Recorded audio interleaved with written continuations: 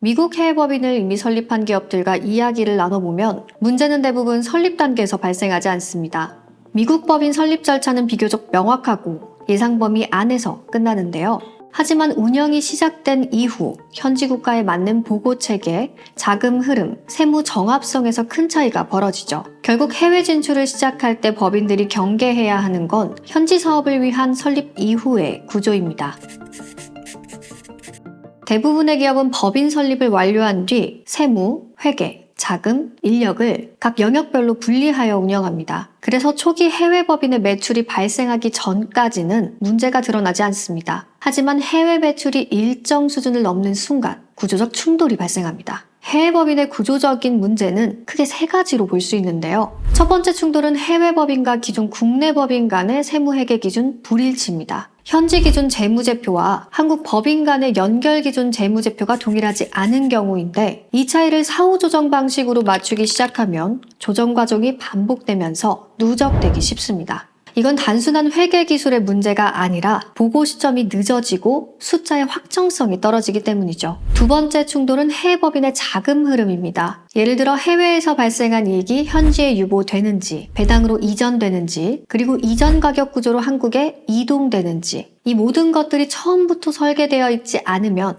해외 법인의 이익은 존재하지만 한국 법인의 현금 흐름에는 즉시 반영되지 못합니다. 이때 발생하는 문제는 수익성 리스크라기보다 유동성, 가시성의 리스크입니다. 실제로 구조가 없는 해외 법인은 사업이 성장할수록 대표의 통제 가능 범위는 오히려 줄어들게 됩니다. 세 번째는 해외 법인의 자금 승인 및 통제가 잘 되지 않는 점입니다. 현지 법인의 지출 승인 권한과 한국 법인의 통제 권한이 명확하게 연결되어 있지 않으면 운영은 분산되고 책임은 집중됩니다. 이 구조는 감사 대응과 세무조사에서 가장 먼저 노출되기 때문에 문제가 발생했을 때 왜 이렇게 처리되었는지를 즉시 설명하기 어려운 구조가 만들어집니다. 즉, 회사의 리스크가 점점 커진다는 의미입니다. 방금 말씀드린 세 가지는 해외로 진출하는 국내 법인들의 선택사항이 아닙니다. 해외 법인이 일정 규모 이상으로 성장하면 반드시 정리되어야 할 구조입니다. 그런데 단순 설립 구조에서는 이 요소들이 각각 다른 시점에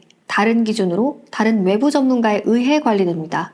이게 해외 법인 운영이 흔들리는 가장 근본적인 원인입니다. 반면 해외 법인 BPO의 본질은 해외 법인을 설립만 해주는 것이 아닙니다. 설립 단계에서부터 현지 회계 기준의 정합성, 자금 기속 설계, 승인 및 통제 구조를 동시에 통합하여 설계하는 방식입니다. 해외 법인이 독립적으로 움직이는 구조가 아니라 한국 법인의 연결 구조 안에서 운영되도록 만드는 구조입니다. 이러한 통합 설계는 글로벌 회계 법인들이 여러 국가의 법인을 동시에 관리하면서 발전시켜온 구조이기도 합니다. 이렇게 처음 해외 법인을 설계할 때 사업 목적에 맞춰 현지 세무 전략, 자금 흐름, 국내 법인과의 관계 구조까지 함께 설계되어 있다면 국가에 따라 법인세 감면 등 외국인 법인 혜택도 적용받을 수 있습니다. 이 차이는 단기적으로는 보이지 않지만 해외 법인의 매출이 증가할수록 재무보고의 속도, 자금 회수 가능성, 투자 협상력에서 점점 더 큰 차이를 만들어냅니다. 정리하자면 해외 법인 BPO는 설립 단계부터 국가별 세제 구조와 해외 자금 흐름, 세무 회계 체계를 하나의 내부 통합 구조로 설계하는 방식입니다. 대표자가 직접 모든 영역을 관리하지 않아도 해외 사업이 구조 안에서 안정적으로 운영되도록 만드는 것이 이 구조의 핵심입니다. 그렇다면 미국으로 해외 진출을 고려하시는 대표님이라면 이런 질문을 스스로 던져보시기 바랍니다. 우리 법인의 해외 진출은 설립 이후의 내부 구조까지 정확히 준비되어 있을까요? 많은 대표자들이 해외 진출 과정에서 겪었던 구조적 문제를 처음부터